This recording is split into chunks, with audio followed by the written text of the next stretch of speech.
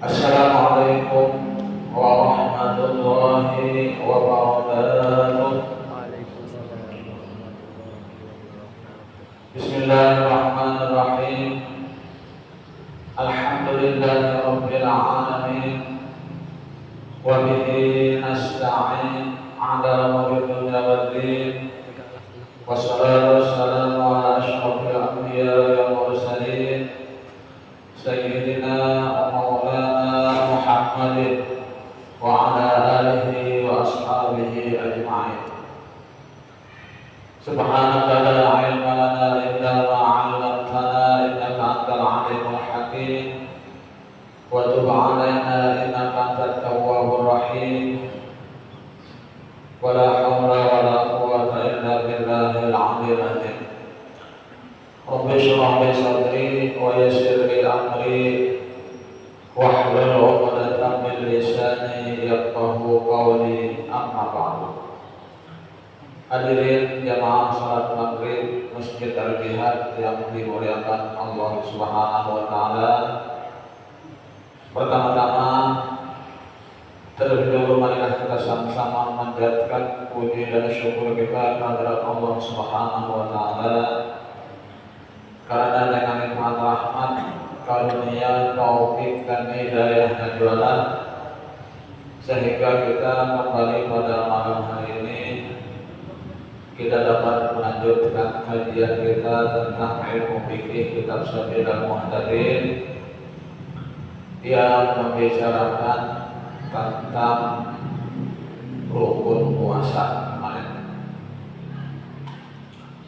Diiringi dengan sholawat serta salam semoga terlimpahkan kepada junjungan kita Nabi besar Muhammad sallallahu alaihi wasallam, pada keluarga beliau, sahabat, kerabat, zuriat, bahkan kepada umat beliau yang senantiasa mengikuti jejak langkahnya di dalam kiamat.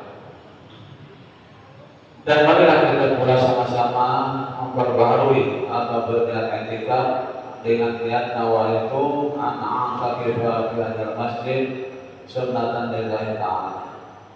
Sengaja saya beriktikaf di dalam masjid ini sunnat asasku karena Allah Ta'ala. Hadirin jamaah salat maghrib Masjid Al-Jihad yang dimuliakan Allah. Langsung kita masuk kepada materi kajian kita, yaitu kemarin tentang rukun puasa, yaitu 3 perkara. Pertama kemarin adalah niat, kemudian pada malam ini yang kedua adalah menahan diri dari yang membatalkan puasa. Pertama niat, ya, niat itu di malam hari. Kemudian rukun yang kedua menahan diri dari sesuatu yang membatalkan puasa.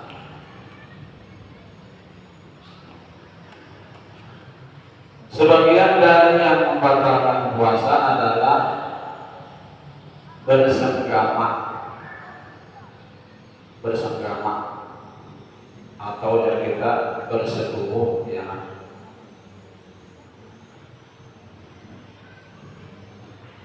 Sekalipun pada tubuh manusia atau lainnya, maka puasanya batal. Sekalipun tidak sampai keluar sperma, dengan syarat tahu tentang haramnya. Disengaja, bukan disengaja. artinya kada amun lupa katanya. Dengan keinginan sendiri dan dengan perempuan, bukan dengan banci asli.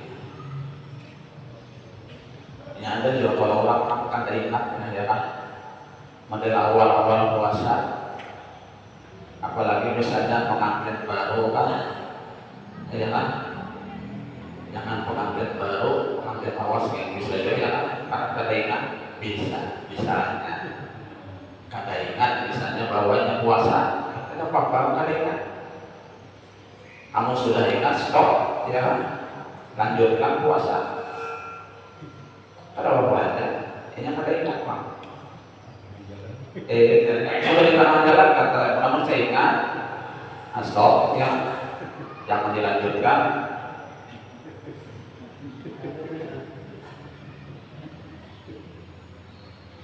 Amun sudah ingat, malam nggak panik, kenapa puasa batal puasanya batal.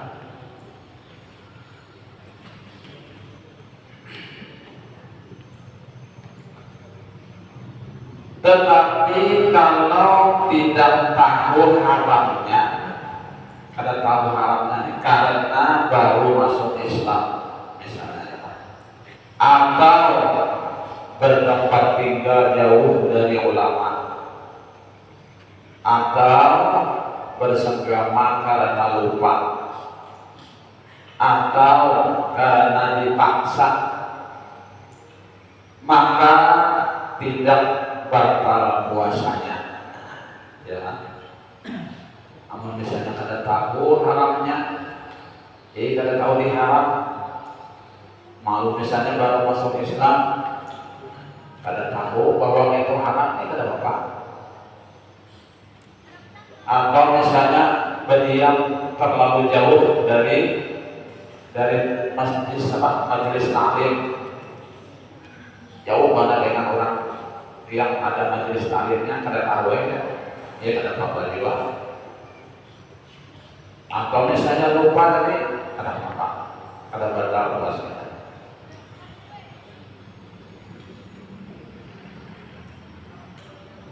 Juga tidak batal puasa dengan banci asli. Tidak batal puasa dengan banci asli. Banci asli ini orang yang bisian senjata dua, ya kan, ada senjata laser ini itu banci kan. Bisian keduanya kan itu banci kan.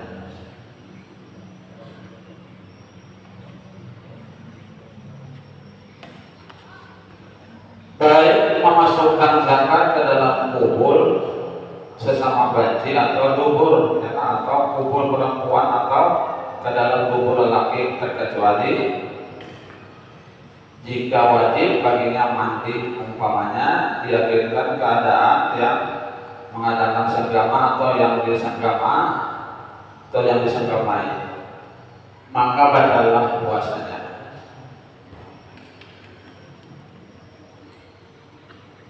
Batal puasa banci kalau disenggamai oleh lelaki pada buburnya. Tetapi kalau disenggamai pada kubulnya, maka tidak batal puasanya dengan bersenggama, tetapi puasanya batal disebabkan memasukkan sesuatu ke dalam rongga tubuhnya.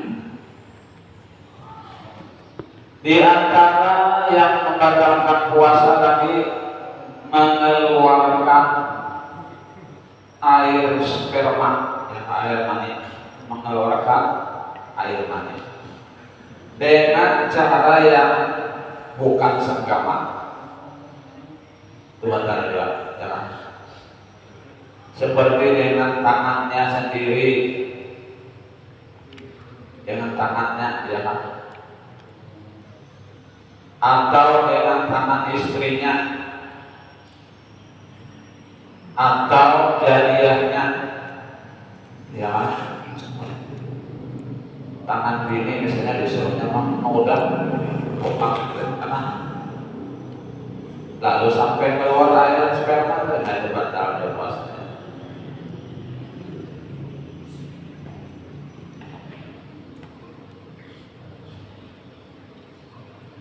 Atau misalnya jariahnya dahulu maka batal puasanya bagi yang jelas kelakiannya atau kewanitaannya. Batal puasa orang yang benci kalau keluar sperma itu dari kedua alat kelaminnya dengan syarat tahu tentang haramnya. Batal puasa orang yang benci kalau keluar sperma itu dari kedua alat kelaminnya dengan syarat tahu tentang haramnya.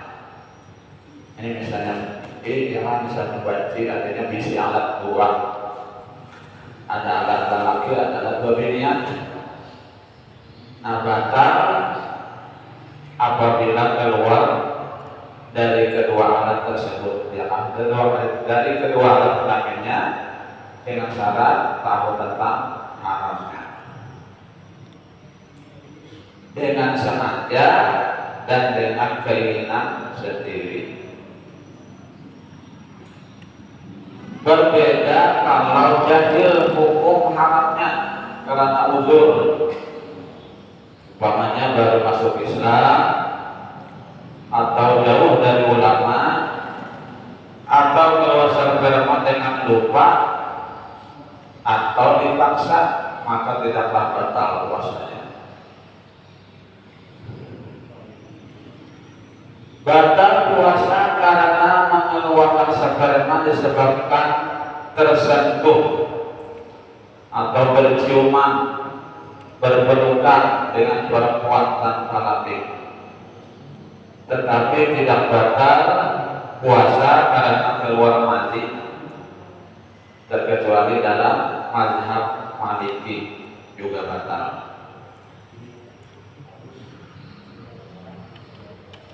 Tidak batal karena keluar sperma karena tersentuh sesama lelaki yang masih remaja, tetapi seyogyanya dikodok puasanya agar terlepas dari pendapat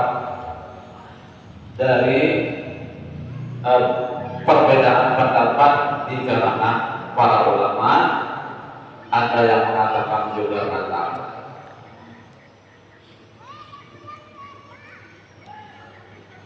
Kalau seorang menggaruk zakarnya karena merasa gatal atau karena sesuatu yang lainnya, lalu keluar sperma,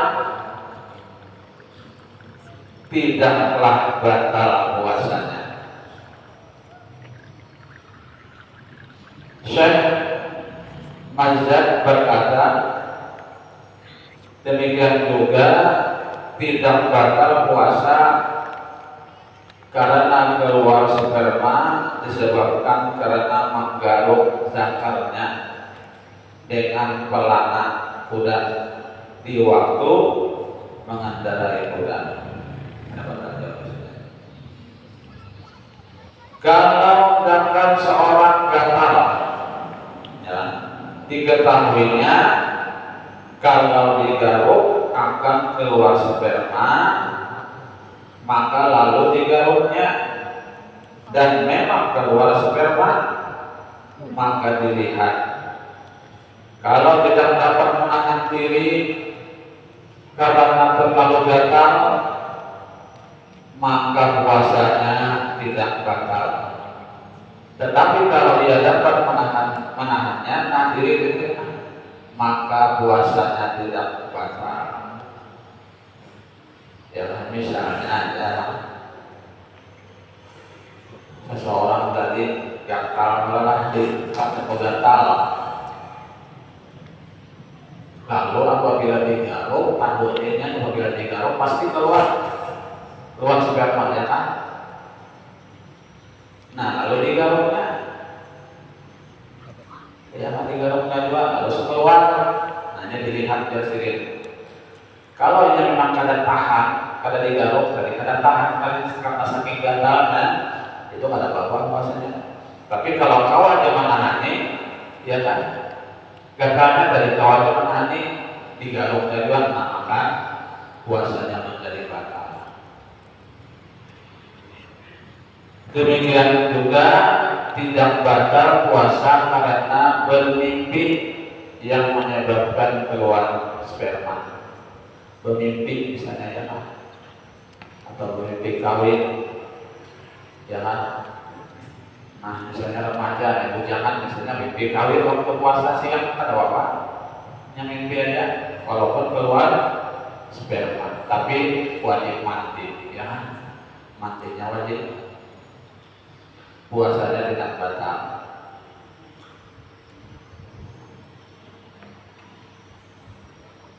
Tidak batal puasa disebabkan keluar sperma karena menyentuh alat kelamin binatang. Ya kan, karena menyentuh alat kelamin binatang. Atau keluar karena menghayal, asik menghayal biasanya. Itu tidak batal sendiri. Atau melihat dan menyentuh perempuan dengan berlapik sekalipun lapiknya tipis dan sekalipun berulang 3 kali yang disertai dengan syahwat. Dalam semua ini tidak akan terasa lezatnya yang dikiaskan dengan bermimpi, namun haram mengulanginya sekalipun tidak sampai mengeluarkan sperma. Demikianlah menurut pendapat Asnawi. Zarkasi berkata tidak haram mengulanginya kecuali sampai keluar sperma. Demikian juga haram mencium perempuan atau menyentuh mulutnya atau bagian tubuh yang lainnya bagi yang tidak mampu menahan diri dari bersenggama atau keluar sperma karena perbuatan itu dapat merusak ibadah. Tetapi bagi yang kuasa menahan syahwatnya dari melakukan senggama, maka tidaklah haram mencium dan menyentuh. Tetapi yang lebih baik tidak melakukan yang seperti itu. Tidaklah batal puasa karena keluar sperma disebabkan menyentuh sesuatu yang tidak membatalkan wudu, seperti menyentuh anggota tubuh perempuan yang sudah bercerai dari tubuhnya. Kalau diciumnya atau dipeluknya perempuan, kemudian dia menjauh dari perempuan itu sebelum terbit fajar dan kemudian keluar sperma, tetapi pada saat terbit fajar, tepat pada saat terbit fajar, maka batallah puasanya. Dan jika diciumnya perempuan pada siang hari, sedang dia dalam keadaan berpuasa, lalu beberapa saat ia menjauh dari istrinya, sesudah itu keluar sperma, maka dilihat. Kalau syahwatnya terus bangkit sampai keluar sperma, maka batallah puasanya. Tetapi kalau syahwatnya sudah berhenti baru keluar sperma, maka tidaklah batal puasanya.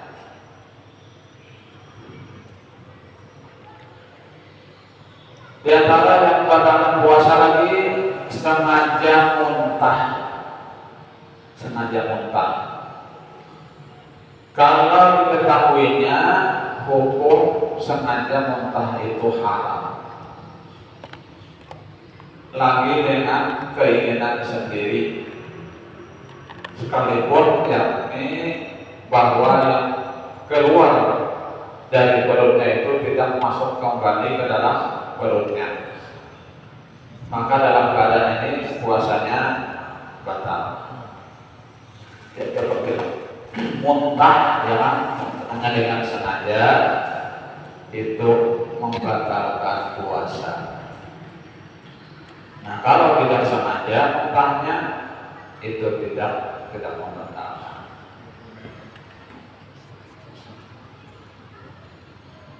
Kalau muntah karena lupa atau dipaksa orang atau tidak tahu hukumnya haram,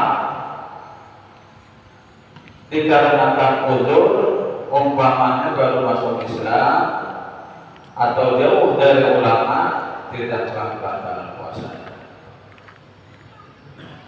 Dan juga tidak batal puasa muntah karena tidak dapat menahan lagi, karena diterangkan di dalam hadis yang berbunyi, man zara'ahul qayru falaysa qada'a wa man istaqa'a falyaqdi.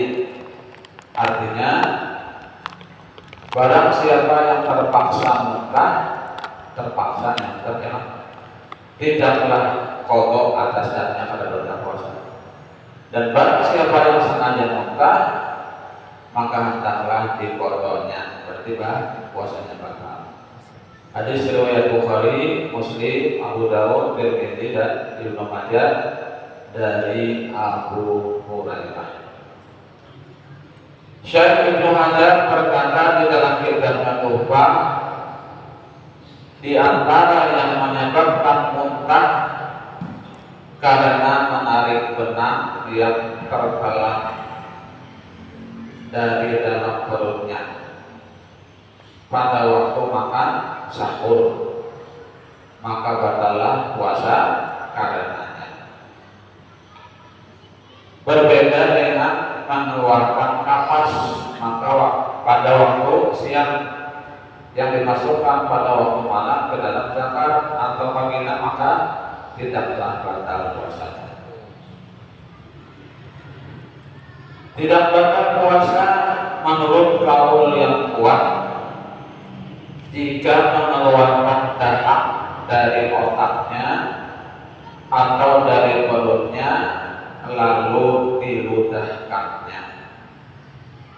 Tidak batal puasa yang menurut kaul yang kuat jika mengeluarkan darah dari otaknya atau dari perutnya lalu diludahkannya. Dan telah disepakati oleh para ulama bahwa puasa tidak batal karena keluar dahak dari otak atau dari perutnya dengan sendirinya, atau keluar karena batuk atau karena lainnya lalu diludahkannya dahak tadi. Tetapi kalau ditelannya sedang dia masih mampu meludahkannya, sesudah sampai ke bagian rongga mulut keluar, tidak ada perbedaan pendapat di kalangan para ulama bahwasanya puasanya batal. Artinya kalau dahak tadi ditelannya, ditakutnya, padahal mampu aja mengeluarkan, meludahkan, itu semua ulama sepakat bahwa puasanya batal. Kalau dahak mengalir dari otaknya sampai ke bagian luar mulut, yaitu sampai ke bagian makhraj huruf H, ya, makhraj huruf H yang tidak bertitik, hendaklah diludahkan agar tidak masuk ke dalam perut.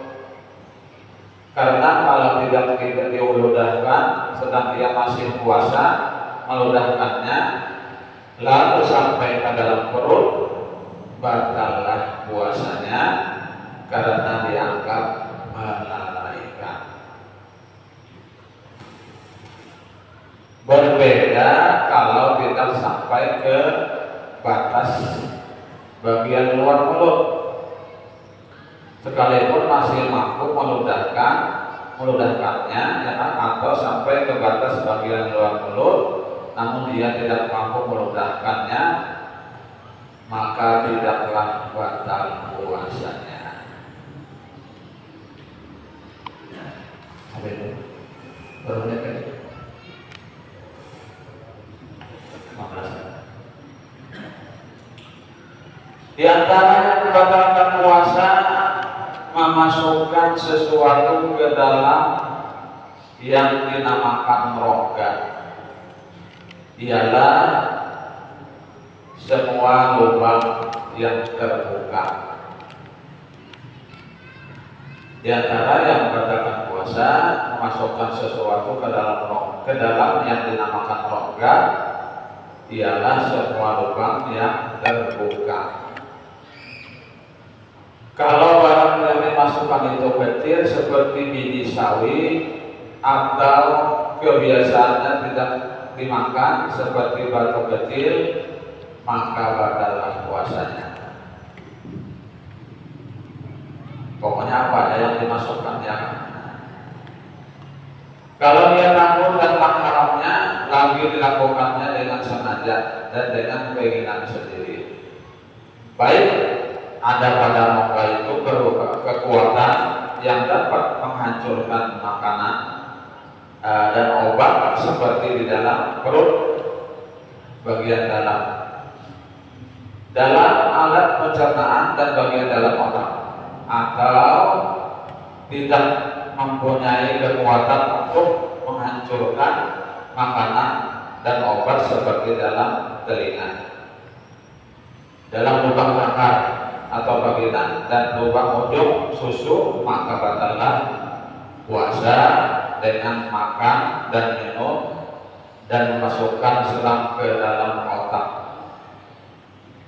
dan memasukkan suntikan ke dalam kantong air kencing, atau memasukkan obat ke dalam luka yang tembus sampai ke dalam rongga, atau ke dalam luka yang sampai ke tenggorokan, atau otak sekalipun yang dimasukkan itu tidak sampai ke dalam otak. Puasa batal kalau dititikkan air atau minyak atau benda lainnya ke dalam lubang telinga. Puasa batal kalau dititikkan air atau minyak atau benda lainnya ke dalam lubang telinga. Lubang susu atau lubang zakar sekalipun tidak melampaui kepala zakar dan ujung susu. Batal puasa kalau memasukkan ujung jari ke dalam dubur atau vagina sampai melampaui batas yang wajib dibasuh waktu beristinja. Dikeluarkan dari kata rongga ialah yang dinamakan bukan rongga, seperti ke dalam sumsum dan daging paha. Kalau seorang mengobati luka pada yang ada di paha atau betis atau bagian paha, maka puasanya tidak batal. Kalau seandainya ditusuk jarum besi ke dalam daging pahanya, tidaklah batal puasanya, karena semua itu bukan rongga. Kalau seorang menikam tubuhnya dengan pisau atau orang yang lain menikam tubuhnya dengan izinnya dan ujung pisau itu sampai ke dalam rongga tubuhnya, atau dimasukkan kayu atau benda lainnya ke dalam lubang cakarnya, atau telinganya sampai ke dalam tubuhnya, maka batallah puasanya.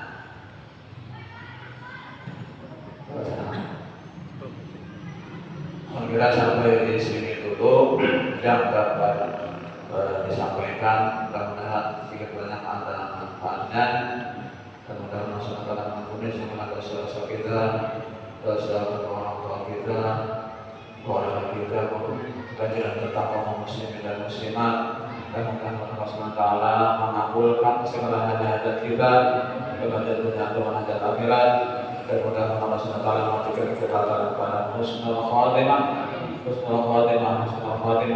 Amin amin ya rabbal alamin. Subhanallah wa bihamdihi asyhadu an la ilaha illa anta astaghfiruka wa atubu ilaik. Assalamualaikum warahmatullahi wabarakatuh.